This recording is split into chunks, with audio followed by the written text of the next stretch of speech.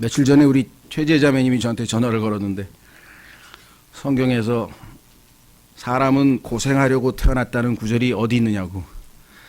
그래서 이제 제가 찾아서 드렸는데 가끔 가다가 그런 것도 모르시면 전화하셔도 됩니다. 어떤 구절이 생각이 갑자기 안 나는데요. 이런 분들이 여럿 계셔요. 저는 사전이 있으니까 제가 똑똑해서가 아니라 저는 어디에 있는지 그걸 찾을 수 있는 사전이 있기 때문에 딱 하면 금방 찾으니까 그런 수고는 뭐 기꺼이 해드리고 또 기쁨으로 합니다. 좋으니까. 여기 앞에 여기도 또 없으신 분 이쪽에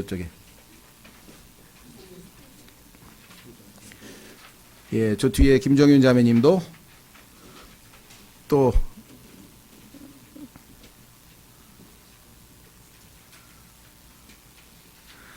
없으면 일단 옆에 계신 분들과 같이 나눠보세요. 성경 구절을 찾아서. 어쨌거나 인간은 고생하려고 태어났다라고 하는 그 말씀이 성경에 적혀져 있습니다. 그것뿐만 아니라 아주 자주 적혀 있습니다. 그래서 중세의 이 유럽 사람들에게는 인생은 눈물 골짜기다라는 그 유명한 말이 있어요. 인생은 고통이 많이 있는 그것이 정상이다라고 하는 거겠죠. 그래서 이 인간들이 겪게 되는 여러 가지 다양한 형태의 고통, 그것이 육체적인 고통이 됐던 정신적인 고통이 됐던 마음의 고통이 됐던 몸의 고통이 됐던 간에 그 고통을 제거하려고 하는 그 얼마나 많은 노력이 있었습니까? 오늘날 그 고통을 제거해 주는 사람이 세상에서 이제 속된 말로 뜨는 사람들이죠. 의사들이라든가 상담가라든가 아니면 뭐 요가 선생님도 요즘엔 또 인기가 있죠. 인간의 고통을 잠시나마 잊게 해주니까 명상을 시킨다든가 아니면 뭐 산에 가서 좀 이렇게 홀로 시간을 보내는 뭐 템플 스테이라든가 하여간 인간은 뭔가 번민과 고통과 괴로움으로부터 근심으로부터 하여간 벗어나서 참 평안과 자유와 행복을 맛보고 싶어 합니다. 그래서 이 인간의 고통의 문제를 아주 직시한 종교가 있는데 그 종교가 불교예요. 불교는 인간의 고통을 제거하기 위해서 의도적으로 만들어낸 종교인데 문제는 그 처방이 잘못되어 있고 진단이 잘못되어 있고 그래서 결국 진단이 잘못되어 있고 그 결과 처방도 잘못 내려서 합당한 해결을 내리지 못했다라는 것이 안타깝죠. 오히려 우리가 오늘 예수 그리스도 슬픔의 사람이신 예수 그리스도께서 오셔서 이 땅의 슬픔과 고통을 어떻게 해결하셨는지 어떻게 하나님께서 예수 그리스도를 해결책으로 우리에게 제시하셨는지 우리가 이것을 안다면 예수 그리스도를 이 고통당하는 중생들에게 이 고통당하는 주변의 많은 인류에게 소개하고 알리지 않을 수가 없다 이렇게 생각이 되죠. 아시다시피 이 불교에서는 고통은 왜 인간이 고통스러우냐 그랬더니 욕구를 충족시키지 못한다. 욕구의 충족이 안 된다. 왜 충족이 안 되냐? 집착을 하고 있다. 그래서 이 세상에 있는 모든 것들은 다 지나가고 변화되고 없어지는 건데 왜 그거를 집착하느냐? 결국은 나도 일시적인 존재로서 지나가 버리고 사라져 버리는 것이다. 그래서 이것을 환상이라 그래요. 실제가 아니고 다 없어지는 게 일시적인 현상이다. 이거 다 모든 게 지나가 버리고 안개처럼 사라져 버릴 텐데. 그래서 이와 같은 환상 이거를 마야란 말씀 들어보셨죠? 마야 공주도 있고 이 마야 유적 얘기하는 건 아닙니다. 멕시코는 다른 의미의 마야고 이 버머로 산스크리스토로 버머로 마야라고 하는 것은 인생은 환상에 불과하니까 집착하지 마라.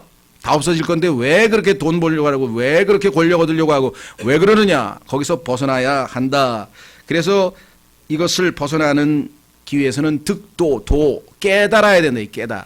그래서 어느 순간 깨닫죠. 깨달으면 뭐 열반의 경지에 뭐 도달했다고 하는 열반이라는 용어를 쓰는 사람도 있고요. 또 일본 불교에서는 또 또 무슨 이상한 용어를 써서 하여간 그 소위 뭐 득도해서 집착을 버리고 완전한 참 자유와 평안을 누린다라고 주장하는 사람들이 있어요. 근데 과연 그러냐? 사실은 아닙니다. 일시적인 착각이고 일시적인 자기 최면에 걸린 것 뿐이죠.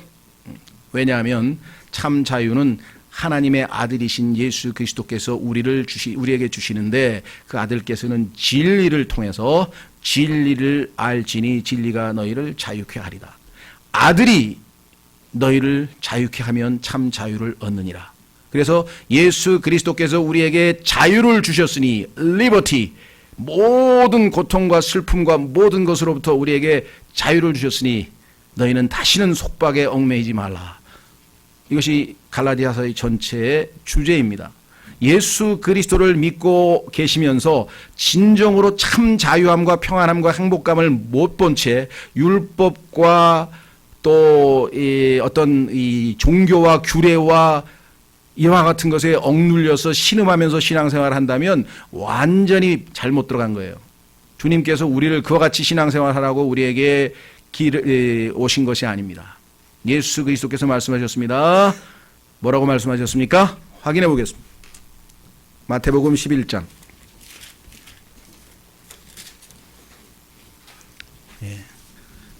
진리침례교회의 전매 특허는 확인해 보겠습니다. 성경을 통해서 확인을 항상 하셔야 돼요. 확인해 보겠습니다.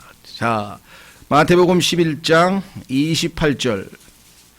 수고하고 무거운 짐진 자들아 너희는 내게로 오라. 내가 너희에게 안식을 주리라. 이 말씀은 여기 계신 분들에게는 아마도 거의 대부분, 제가 잘 모르겠습니다만은 예외 없이 거의 대부분이 이 말씀을 통해 예수 그리스도를 통해 구원을 얻고 진정한 자유를, 안식을 얻었으리라고 생각합니다만은, 그런데도 불구하고 왜 너무나 많은 그리스도인들이 그 다음 구절은 말씀 속에, 삶 속에서 성취하지 못할까? 거기에는 십자가를 지고 주님을 따르는 결단과 순종이 필요한데 그 결단과 순종을 안 하기 때문에 생기는 것이죠. 29절. 나는 마음이 온유하고 겸손하니 너희 위에 내 멍에를 메고, 십자가를 지고란 똑같은 뜻입니다. 다른 구절을 찾아보면 내게 배우라. 29절의 안식은 신앙생활에서의 매일매일의 삶에서 진정한 안식은 거저 주시는 선물이 아니라 보상입니다. 어떤 보상이냐? 배울 때 예수님이 가르쳐 주세요. 어떻게 가르쳐 주시느냐? 말씀을 통해서. 그 말씀을 통해서 가르쳐 주시면 어떤 일이 벌어지느냐? 그리하면 너희가 너희 혼을 위한 안식을 찾으리니. 28절에서는 given, 주어집니다. 거저. 그러나 여기서는 find, 발견하게 됩니다. 눈을 감고 있으면 발견 못하겠죠? 눈을 떠야 발견하네. 발견하게 됩니다. 그런데 주님이 말씀하셨습니다. 내 멍에는 쉽고 내 짐은 가벼우니라. 신앙생활은 쉽고 가볍다 그랬는데 너무너무 힘들다. 지금 잘못 가고 있는 것이에요. 아니면 과정일 수도 있어요. 뭔가 이게 아닌데 어느 순간 그렇죠? 번데기가 그냥 허물을 벗고 어느 순간 딱 벗는 순간에 나비가 돼서 휙 하고 날아가는 그 순간 이것이 주님이 말씀하신 참 자유와 행복이구나. 이것이 신앙생활이구나. 그것을 알게 된 사람은 진정한 자유가 뭔지 알기 때문에 그 어떠한 것으로서 욕심에도 미움에도 게으름에도 그 어떤 것에서로부터 진정한 자유를 맛볼 수 있는 모든 능력을 지니게 되는 것이겠죠. 그것을 성경에서는 로마서 8장 1절에 성령의 법의 아래 놓이게 되는 것입니다. 진정한 생명을 누리게 되는 것이죠. 자, 하여간 우리는 그걸 배워야 합니다. 거저 얻을 수는 없는 것이에요. 그래서 지금 열심히 교회도 다니고 성경 공부도 하고 기도도 하고 매일매일의 삶에서 하루하루 한 걸음 배워나가고 있는 중입니다. 그 배움에 게으르면 어쩔 수 없이 또 그것이 더디어지겠죠. 아니면 잘 안 될 수도 있겠죠. 자, 그래서 오늘 나눠드린 주보를 통해서 이제 하나님 말씀을 전하려고 합니다. 슬픔의 사람 예수 그리스도. 매달 첫째 주 저희는 지난 10년간 넘게 예수 그리스도에 대해서 알아보고 있습니다. 아직도 예수 그리스도는 캐내면 캐내도 마르지 않는 샘물입니다. 더욱 깊어집니다. Deep things of God. 하나님의 깊은 것들 안으로 들어가고 더 들어가면 풍성하게 예수 그리스도를 배워나갈 수가 있죠. 자, 슬픔의 사람 예수 그리스도. 예수님의 타이틀과 이름과 칭호가 100여 개가 넘습니다. 그런데 상당히 긍정적인 칭호와 타이틀이 대부분이에요. 그렇죠? 예수님의 칭호는 다 유다지파의 사자, 왕 중의 왕, 주 중의 주, 야곱의 별, 그렇죠? 목동, 임마누엘, 하나님과 함께 하시는 분, 하나님의 아들, 다 긍정적이고 좋은 이름들이 많은데 유독 오늘의 예수님의 타이틀은 슬픔의 사람이시다. 이것이 여러분과 저와 이 땅에 고통 가운데 살고 있는 모든 인간에게 얼마나 큰 위로가 될 것인가. 그렇죠? 예수님께서는 아마 웃으셨을 거예요. 틀림없이. 그러나 성경에 예수님이 웃으셨다는 기록은 사복음서에 안 나옵니다. 일단 적어도. 그러나 예수님께서 우셨다는 말은 요한복음 11장 35절에 나와 있어요. 예수께서 우시더라. 성경에서 가장 짧은 구절 요한복음 11장 35절 Jesus wept. Jesus wept. 그렇게 되어 있어요. 그러니 이 땅에 울고 있는 사람들이 이 예수님을 만난다면 얼마나 큰 위로와 해결을 보게 될 것인가를 생각해 보라 이 말씀입니다. 그래서 여러분들은 복음을 전할 때 웃는 사람은 별로 찾아가지 마세요. 왜? 재밌어서 듣지도 않아. 들을 마음에 여유가 없어. 우는 사람을 찾아가야 돼. 성경에서는 우는 자와 함께 울어야 돼. 진정으로 우는 사람이 없어 이 세상에. 왜? 다 가식이야. 이유가 있어서 찾아오는 거야. 선거 때 표 달라고 찾아오는 거 다 이유가 있어요. 우는 사람을 찾아오는 사람들도 다 이유가 있습니다. 극단적으로 얘기하자면은 찾아와서 나는 이렇게 우는 사람과 함께 우는 자야 대단한 사람 아니요? 하고 속으로 자기 의를 드러내기 위해서도 찾아오는 사람도 있어요. 자기가 굉장한 괜찮은 사람이라고. 이것이 성경에서 말씀하시는 인간의 자기 의는 다 더러운 걸레 같다고 하신 주님의 말씀이 바로 그것이에요. 그러나 단 한 분 예수 그리스도는 진정으로 그 우는 사람을 위로할 그 유일한 목적, 사랑하시기 때문에 그를 위로하고 그를 참 자유를 주고 그에게 참 행복을 가져다 주시기 위해서 찾아오시는 분이에요. 그래서 시편 기자는 그 예수 그리스도의 마음을 읽고 어찌하여 우리 같은 비참한 인간들을 주께서 깊이 생각하시며 찾아오시기까지 하십니까? 여러분들은 그런 고백을 해보신 적이 있나요? 여러분을 찾아와 주시는 예수 그리스도는 여러분의 슬픔을 제거하고 여러분의 고난을 제거하고 여러분의 모든 얽어매는 것으로부터 완전한 진정한 자유를 맛보게 하셔서 예수 그리스도처럼 하나님을 기쁘시게 하는 복된 사람으로 만들어 주시기 위해서 여러분을 찾아오신 분이십니다. 자, 본문으로 가겠습니다. 하나님의 말씀을 어기고 죄를 지은 아담과 이브에게 역사적인 사건이죠. 그런데도 불구하고 로마 가톨릭 요한 바오로 2세라고 하는 양반이 창세기 1장서부터 3장까지는 실제적으로 이 지상에서 일어난 역사가 아니라 유대인들의 전설에 불과하다 하고 이탈리아의 한 잡지사와의 인터뷰에서 공식 인터뷰를 했기 때문에 기록물이 남아 있습니다. 근데 그런 교황을 아버지라고 홀리 파더, 성화, 교황 성화라고 부르면서 다니고 있는 카톨릭 신자들이 얼마나 불쌍합니까? 속고 있잖아요. 성경에서는 홀리 파더란 말은, 거룩하신 아버지란 말은 예수 그리스도께서 요한복음 17장에서 십자가를 앞두고 하늘에 계신 자신의 아버지를 향해서 홀리 파더라고 칭했던 그 지칭인데, 지상에 있는 종교 지도자에게 파더란 말도 쓰지 말라 그래서 아버지께, 하나님께서. 그런데 홀리 파더라고 하는 칭호를 받고도 참남하게 자기가 신인 것처럼 행동하는 사람이 누구겠습니까? 그거를 모르고 그분을 존경한다고 온 세상이 들썩들썩거리고 온 대한민국이 들썩들썩거립니다. 왜? 무지하기 때문에. 우리도 그랬잖아요. 얼마나 대한민국에서 난리법석을 쳤어요? 하늘에 계신 하나님이 보시면 신성모독의 극치입니다.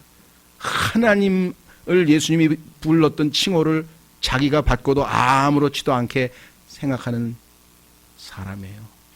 영적으로 분별력을 정확하게 가지셔야 됩니다. 자, 그래서 하나님께 말씀을 어기고 죄를 지은 아담과 이브에게 하나님께서 내리신 저주에 의해 여자에게도 남자에게도 슬픔과 고통은 필연적 숙명이 되고 말았습니다. 그래서 인간은 고생하려고 태어나는 거예요. 욥기의 말씀대로. 자, 성경 구절 첫 번째 찾아 읽겠습니다. 성경 구절 나눠드린 프린트물에 창세기 3장 16, 17절 여자에게 이르시되 내가 내 고통과 수태를 크게 늘리리니. 하나님께서 인간에게 고통을 크게 늘리셨어요. 여자에게. 그러니까 이 세상에 있는 여자들이 우는 여자가 많습니까? 웃는 여자가 많습니까? 전 세계에 있는 여자를 다 찾아가지고요, 우는 여자하고 웃는 여자 비율 찾아보세요. 아마 미니멈 7대 3이나 8대 2 될걸요? 우는 여자가 많아요. 그거는 또 첫 번째 죄를 졌기 때문에 하나님께서 고통을 많이 늘리시겠다 그래서 이 세상에 보면 남자하고 여자 비교해 보면 여자가 훨씬 더 많이 울어요. 이상할 게 없어요. 그렇죠? 그래서 그 우는 여자를 보호하라고 또 남편도 줬는데 요즘엔 남편이 필요 없대. 뭐 결혼이 필요악이야. 뭐 안 해도 되지. 뭐 40%인가 44 여자의 43%가 결혼할 필요 없대. 그럼 계속 고통만 당하고 있는 거예요. 아니야, 난 내 돈 벌어서 내가 잘 먹고 잘 살 거야. 그 마음의 고통은 어떡하고? 짐승입니까? 잘 먹고 잘 살고 그냥 좋은 옷만 입으면 됩니까? 마음이 썩어 들어가는 건 어떡하고요? 속이 썩어 들어가는 건 어떡하고요? 내가 고통 중에 자식을 낳을 것이요 또 너의 열망이 내 남편에게 있겠고 그가 너를 다스릴 것이니라 하시고 아담에게 이르시되 내가 내 아내의 음성에 귀를 기울이고 내가 내게 명령하여 이르기를 너는 그것에서 나는 것을 먹지 말라 하고 말한 그 나무에서 나는 것을 먹었은즉 땅은 너로 인하여 저주를 받았고 너는 평생토록 고통 중에 땅의 소산을 먹으리라. 하나님 말씀 대신에 여자의 말을 들으면 고통이 있다 그랬는데 그래도 여자가 좋다고 계속 여자의 말을 듣습니다. 그래서 스스로 고통을 자초하는 거예요. 어떡하겠어요? 성경에 써 있는 대로. 예외적으로 하나님께서 아브라함에게 내 아내 사라의 말을 들으라 그랬을 때는 들어야지. 그게 아내의 말이 아니라 하나님의 말씀이기 때문에. 이해가 되세요? 하나님의 말씀 대신에 아내의 말을 들어서 불행해진 남자들이 살고 있는 세상, 그게 여기에요. 그래서 하늘에 갔더니 하늘나라에 가서 하나님께서 자, 내가 성경에 기록된 대로 아내의 머리 노릇하면서 이 땅에서 내 말에 순종한 남자들 오른쪽, 아내 말대로 산 사람 왼쪽, 다 왼쪽에 섰어. 어떤 한 사람이 딱 오른쪽에 왔어. 아, 자네 하나만 성경대로 살았구만 하니까 아니에요. 아, 왜? 우리 집사람은 이쪽으로 쓰라 그랬는데. 결국은 마지막 순간에도 아내의 말대로 한 거예요. 왜? 이쪽에 쓰라 그랬어. 줄을. 상징적으로 보여주는 말이죠. 이게 쉬운 일이 아니에요. 아내도 성령이 충만할 때 남편이 자기 말대로 안 하고 하나님 말대로 하면 가정이 평안한데 과연 아내들이 항상 성령이 충만한가? 아니기 때문에 문제. 그럼 남자는 어떤가? 마찬가지예요. 그래서 하나님이 계시고 삼겹줄이 되어야만 아내와 하나님과 온전한 소통이 있고 남편과 하나님과 온전한 소통이 있을 때만 삼겹줄로 가정이 확고하게 설 수 있는 것이에요. 그래서 계속 하나님의 말씀을 우리가 가르치는 이유이겠죠. 다시 돌아옵니다. 교재 셋째 줄. 그래서 욥도 여자에게서 태어난 사람은 날수가 적고 괴로움으로 가득하며 그냥 괴로운 정도가 아니야. Full of troubles. 그렇죠? 갓난에게서부터 시작해봐서 얼마나 많은 트러블이 있는가. 오죽하면 무슨 트러블 무슨 워터스 노래도 있잖아요. 뭐. 얼마나 이 고통이 많은지 이 세상에. 그래서 이렇게 되어 있습니다. 솔로몬도 인간이 겪게 되는 모든 것이 다 헛되고 영의 고통일 뿐이요 해 아래 살고 있는 모든 사람의 모든 날이 슬픔이며 괴로움이라고 했습니다. 성경을 직접 확인하겠습니다. 두 번째 성경 구절로 가시면 전도서 2장 23절에 인간은 그의 모든 날은 슬픔이며 그의 해산의 고통은 괴로움이니라. 참으로 그의 마음이 밤에 안식을 얻지 못하나니 이것도 헛되도다. 얼마나 많은 사람들이 밤잠을 못 이루고 수면제를 먹어야 돼. 하나 갖고도 안 돼. 또 두 알 먹어야 돼. 잠 못 이루는 사람이 얼마나 많습니까? 그렇죠? 과거에 우리나라 이 의과대 학생들이 정신과 안 갈라 그랬어요. 왜? 돈이 안 벌리니까. 그때만 해도 우리나라 사람들이 상당히 건전했는가 봐. 근데 오늘날은 다 정신과 가야 돈을 벌어요. 문제는 정신과 의사도 정신과 약을 먹어가면서 치료를 해. 왜? 이해가 되시겠어요? 예. 자, 그래서 다시 돌아옵니다. 두 번째 패러그래프. 아무런 위로자 없이 끊임없는 고통의 연속인 눈물골짜기 인생을 살아가는 죄인들에게 이 죄인들이 얼마나 불쌍하셨으면 하늘의 모든 영광을 내버리고 이 땅에 찾아오시겠습니까? 하나님께서 하늘에서 누리고 있었던 그 영광은 요한계시록 21장, 22장을 읽어보시면 상상을 초월해요. 길이 투명한 황금 길이야. 대문이 진주야. 에? 먼지 한 개도 없어. 바이러스 한 개도 없어. 세균 한 개도 없다고. 완벽한 것이야. 거기 있다가 이 지상에 내려왔으니 예수님께서 그 괴리를 얼마나 고통스러워했는지 생각해 보셨겠어요? 저는 과거에 그 페루에 한번 2달인가 가서 교환 교수로 갔었는데 죽는 줄 알았어요, 정말. 그래서 내가 결심해서 다음부터는 한국보다 선진국으로 가리라. 후진국으로 가니까 정말 그 환경이, 사람이란 게 그렇잖아요. 자기가 점점 좋은 환경으로 가다가 나쁜 환경으로 떨어지면 그걸 못 견뎌 하잖아요. 요즘에 에어컨 없는 교회 누가 갈라 그래요? 옛날에는 선풍기만 있어 다 갔어요. 선풍기만. 우리도 선풍기를 시작했어. 우리 서울대역 있는 봉천동에서 처음에 장소 얻었을 때 없었어요. 에어컨이 뭐야? 난방기도 아무것도 없어요. 그냥 선풍기 하나 갖다 놓고 해도 기쁨으로 찬송하고 막 땀 흘리면서 했는데 점점 편해지잖아요. 그렇죠? 그러면 예수님은 얼마나 최고의 수준의 환경에서 사시던 분이 이 지상에 와서 그것도 최악의 말구유에서 태어나기서부터 시작해가지고, 그렇죠? 어머니가 가난해서 재물도 비둘기밖에 못 바치고, 당시에 목수라고 하는 직업이 얼마나 가난한 직업인지 한번 생각해 보세요. 그 당시에 무슨 건축 경기가 있었겠어요? 뭐가 있었겠어요? 생각을 해보세요. 그렇죠? 자라나면서 가난하게 고통스럽게 살았습니다. 자라나서 하나님의 일을 하려고 했는데 가족들이, 형들이, 동생들이, 형이 아니라 예수님의 동생들이 형을 이해하지 못했고요. 가족으로부터 배신당했죠. 비방당했죠. 심지어는 그렇죠, 친구였던 유다에게서도 배반당했죠. 나중에 사람들이 비방했죠. 조롱했죠. 침뱉었죠. 수염 뽑았죠. 뺨 때렸죠. 갈고리로 등을 긁어 아주 그냥 피를 흘려서 다 했죠. 가시관을 머리에다 씌워서 피를 줄줄 흘리게 했죠. 십자가에서 못을 박았습니다.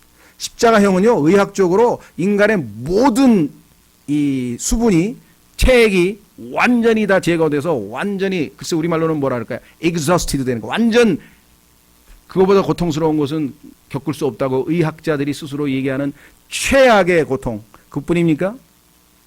만천하의 저 산의 높이 언덕에 벌거벗은 채 달려서 수치를 당했는데요. 유대인 남자가 벌거벗고 세상 사람들 앞에 선다는 것은 견딜 수가 없어요. 유대인들은요, 땅에 묻히지만 못하고 그 무덤을 얻지 못한 것만 해도 수치스러워서 가문의 아주 수치라고 하는데, 예수님은 벌거벗고 십자가에 달리셨어요.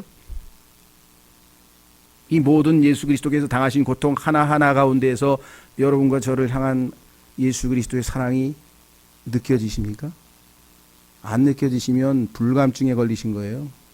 회개하셔야 돼요.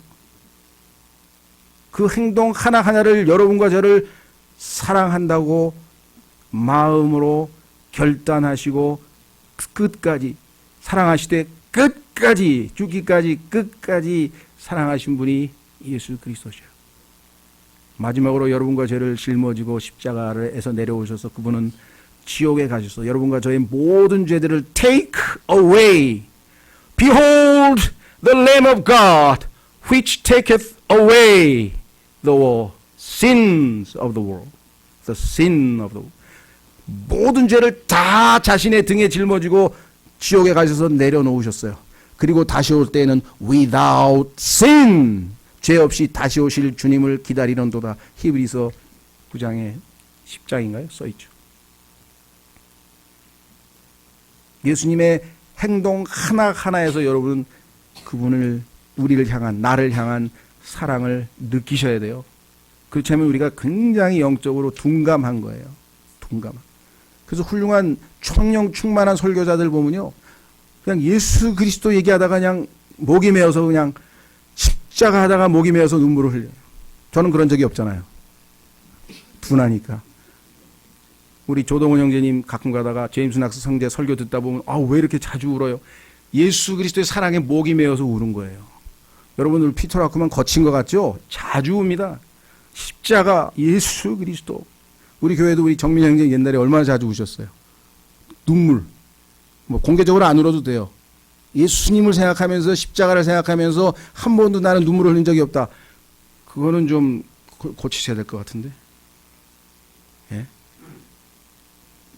자, 그래서 예수 그리스도는 눈물을 아시는 분이시다. 눈물을 아시는 분이시다. 자, 전도서 성경 세 번째 구절 읽겠습니다. 그러므로 내가 돌이켜 해 아래에서 이루어진 모든 학대를 깊이 살펴보았노니 보라, 학대받는 자들의 눈물이라. 이 땅에 있는 모든 인간은 다 학대받고 있습니다. 어떤 형태든 그들에게는 위로자가 없었도다. 그들을 학대하는 자들의 편에는 권세가 있었으나 그들에게는 위로자가 없었도다. 위로자 없이 방황하고 고통스러워하는 이 땅의 모든 민초, 중생, 뭐라고 표현하든 이 땅의 모든 인간들을 사랑하셔서 그분은 직접 인간의 몸을 입고 이 땅에 찾아오셨습니다.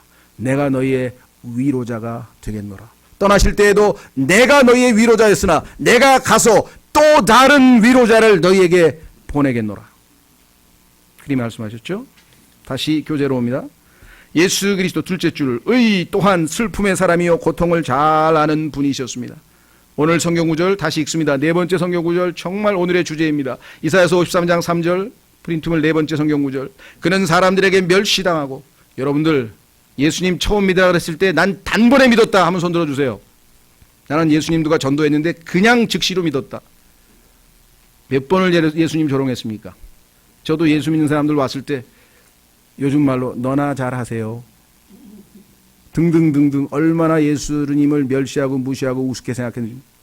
멸시를 당했습니다. 거부당합니다. 지금도 거부당합니다. 전도지 10장 주면 1명 정도 받아갑니다. 거부합니다. 자기들은 예수님 거부 안 했다고 생각하는지 모르지만 하늘나라에 가면 기록이 다 남아있습니다. 다 거부했습니다. 슬픔의 사람이요 고통을 잘 아는 자라. 이 땅에 고통과 슬픔에 겨워 있는 사람들은 정말 예수 그리스도를 가장 빨리 만나야 할 필요가 있는 사람들이에요. 이 사람들이 우리의 주 타겟이고 주 관심사죠. 우리는 그를 피하려는 것 같이 우리의 얼굴을 감추었으며 그는 멸시를 당하였고 우리는 그를 귀히 여기지 아니하였도다. 예수 그리스도를 진정으로 만나 구원받기 전에 예수님을 여러분들이 얼마나 귀하게 여겼습니까? 귀하게 여기기는커녕 무의식 속에 예수쟁이들 말은 많네. 그렇죠? 예수쟁이라고 그러면 예수쟁이. 자, 다시 돌아옵니다. 참 하나님이셨으나 참 인간으로 즉 마지막 아담으로 이 땅에 오셔서 이 땅에 있는 모든 인류를 통틀어서 대표자로 오셨습니다. 내가 너희의 죄값을 지고 하나님의 진노의 잔을 마시겠노라. 그래서 어떻게 했습니까? 친히 육체로 거하는 동안에 강렬한 부르짖음과 눈물과 기도와 간구를 들이시며 사셨고 아들이실지라도 친히 고난을 받으신 일들로 말미암아 순종을 배우사 완전하게 되셨습니다.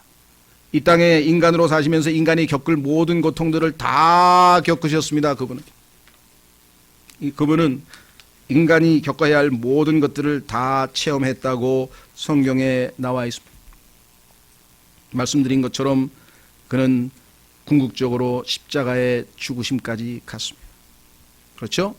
다시 말씀드립니다. 다시 성경으로 갑니다. 히브리서 5장 7절에서 9절.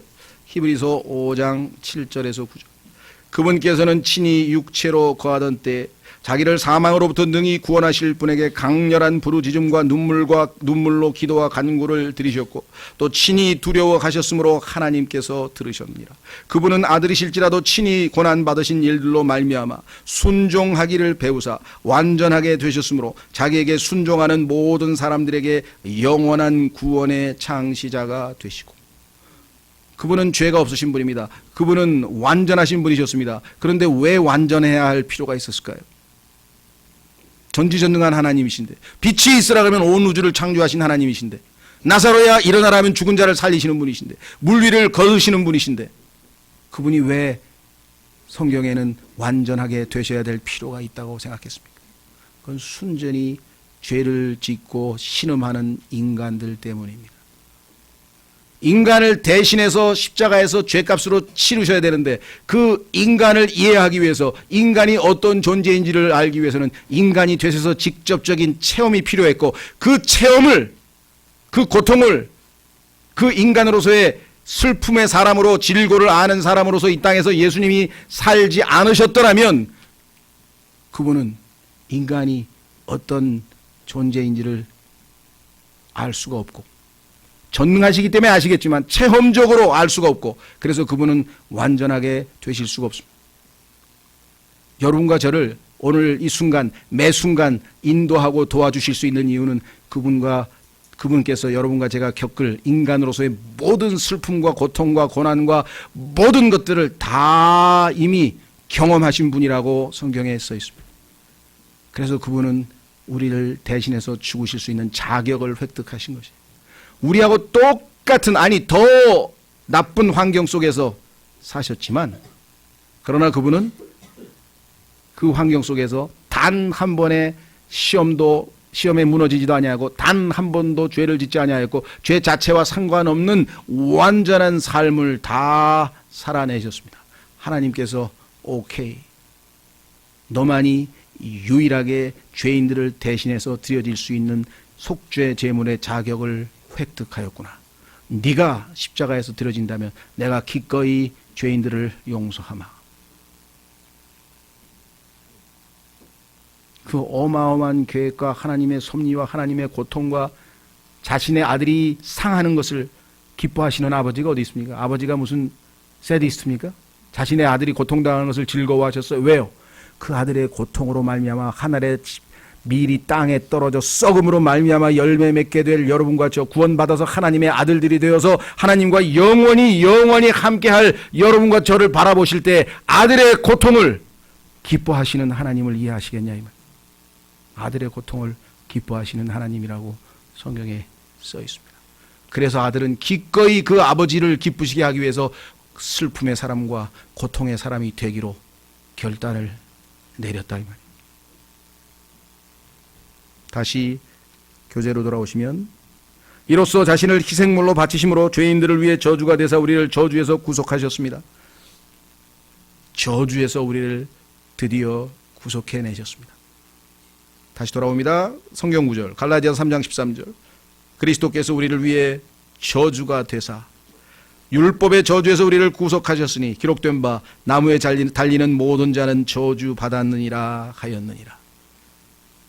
이제 우리는 드디어 참 축복의 자녀가 되었습니다. 하나님의 자녀가 되었습니다. 다시 교재로 갑니다. 셋째 패러그래프. 둘째 마지막 끝부분. 주님은 우리의 고통을 짊어지고 우리의 슬픔을 담당하신 것입니다. 그것이 오늘 이사야서 53장 4절에 나와 있습니다. 끝에서 두 번째 성경 구절입니다. 참으로 그는 우리의 고통을 짊어지고 우리의 슬픔을 당하였거늘 우리는 그가 매를 맞고 하나님께 고난당한다고 생각하였노라. 그런데 어느 날 성령께서 나에게 찾아오셔서 그 고통과 그 채찍과 그 슬픔이 너를 위한 것이라고 하는 것을 깨닫게 해주시는 그 순간에 우리는 그분 앞에 무릎을 꿇고 주여, 그렇죠? 제가 주님을 믿고 따르겠습니다. 주님, 이제 내 길에서 돌이켜서 회개하고 주님께서 나의 길이요 진리요 생명 되심을 알고 이제 주님을 나의 구원자로 받아들이고 주님을 따르겠습니다. 이것이 여러분과 제가 예수님을 만났을 때 고백했던 그 고백이었습니다. 그렇죠? 자, 마지막 셋째 패러그래프로 갑니다. 교재. 그러나 하나님께서는 주님의 기도를 들으셨고, 얼마나 놀랍습니까? 예수 그리스도의 기도를 들으신 하나님 아버지, 그분을 사망의 고통에서 들어 일으키셨습니다. 우리의 죄값이 다 청산되었다고 하는 증거입니다. 부활이야말로 더 이상 우리가 구원에 대해서 걱정할 필요가 없다는 것을 입증하는 구원의 영원한 보장이라고 하는 성경적 사실을 우리에게 압도적으로 보여주는 것이 바로 부활입니다. 예수님은 죄값을 완전히 다 청산하셨기 때문에 죄를 갚기 위해서 더 이상 지옥에 머물러 있어야 될 이유가 없었습니다. 그래서 로마서 4장 25절에 부활은 무엇입니까? 우리가 의롭게 되어 칭의를 위하여 그분이 부활하셨다라고 성경에 기록된 것이 아닙니까? 그런데 어떻게 해서 다시 구원을 잃어버린다고 하는 그렇게 무지몽매한 이야기를 그리스도인의 입에서 들을 수 있단 말입니다. 너무나 자주, 그것도 너무나 자주, 그것도 목사들이라고 성경을 가르친다는 사람들의 입에서 예수 그리스도의 십자가의 희생이 헛되단 말입니까? 어떻게 우리가 다시 받은 구원을 잃어버릴 수 있다 이 말이에요. 사망의 고통에서 들어 일으키셨습니다. 그분은 부활하셨습니다. 우리도 그분과 함께 일으켜 하늘에 안친 바 되었다고 에베소서 2장 6절에 이야기했습니다. 여러분과 저는 지금 영적으로 주님과 함께 하늘에 앉아 있습니다. 그런데 어떻게 우리가 다시 지옥으로 간단 말입니까? 하나님 왕자 우편에서 우리의 대제사장으로 계신 우리 주님께서는 이 땅에서 하나님의 자녀들이 겪는 모든 슬픔과 고통과 괴로움을 다 느껴보셨습니다. 마지막 성경 구절로 가겠습니다. 히브리서 4장 15, 16절. 우리에게 계신 대제사장은 우리의 연약함의 감정을 몸소 느끼지 못하시는 분이 아니요. 여러분과 이 세상에서 정말 견딜 수 없는 그 느낌, 그게 뭡니까? 배신감입니까? 그렇죠?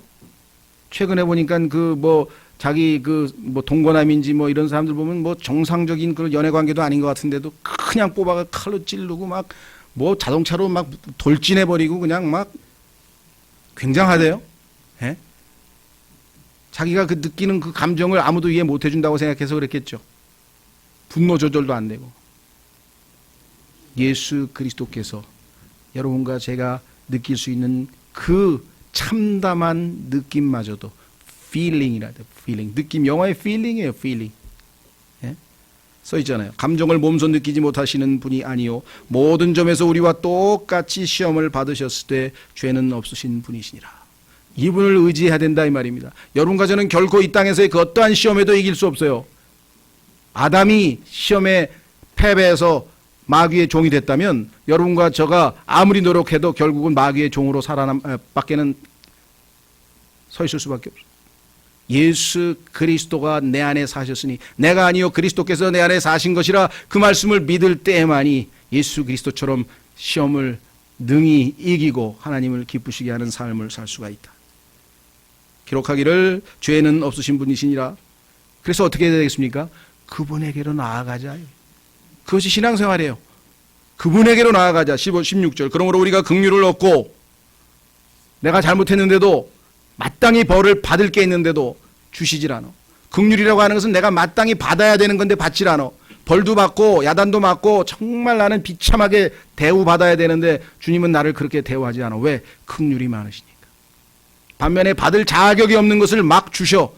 그것을 은혜라 그래요. 받을 자격이 없는 것을 받을 때 은혜, 마땅히 받을 것을 받지 않을 때 긍휼.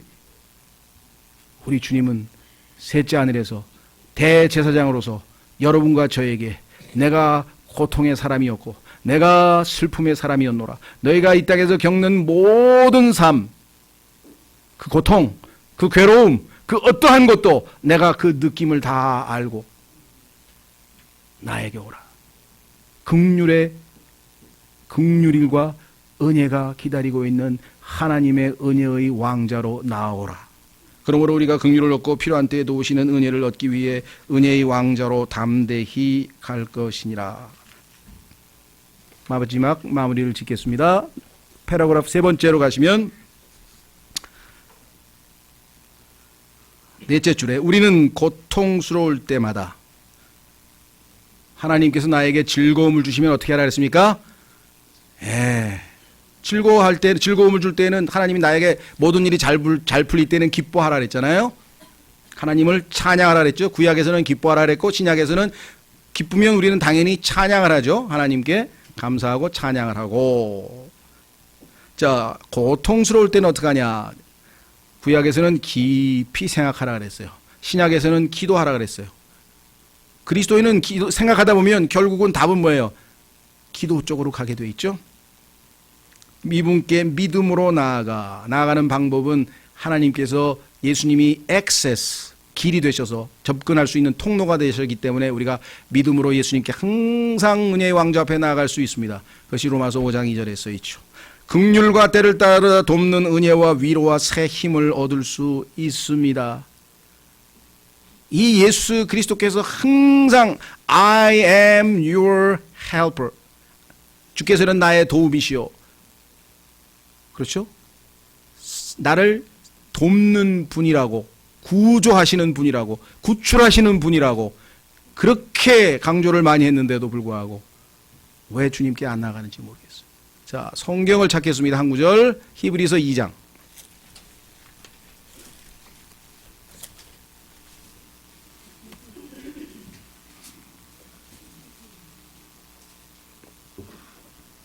히브리서 2장 18절. 히브리서 2장 18절. 그분께서 친히 시험을 받아 고난을 당하셨은즉 시험 받는 자들을 능히 구조하실 수 있느니라. 이분만이 우리를 구조하실 수 있어요. 이 세상에서 제일 어리석은 말이 뭔지 아세요? 이 세상에 아무도 내 마음을 몰라. 맞는 것 같으면서 틀렸죠? 왜요? 그리스도인이 아니면 맞는 말이야. 자기도 자기 마음을 몰라. 스스로를 속일 때가 있어. 그리스도인은 하나님은 내 마음을 알고 계신다. 하나님이. 그래서 능히 구조하실 수 있다. 마무리 짓겠습니다. 마지막 교재의 끝부분에 이 땅에서 주님은 항상 우리에게 믿음으로 언제든지 은혜의 왕자에 나와라. 내가 너를 긍휼과 필요한 때 돕는 은혜로 대해 주겠노라. 너의 모든 필요를 채워주겠노라. 너에게 지혜를 주겠노라. 너에게 능력을 주겠노라. 너에게 모든 것이 되어주겠노라. I am. 나는 your everything.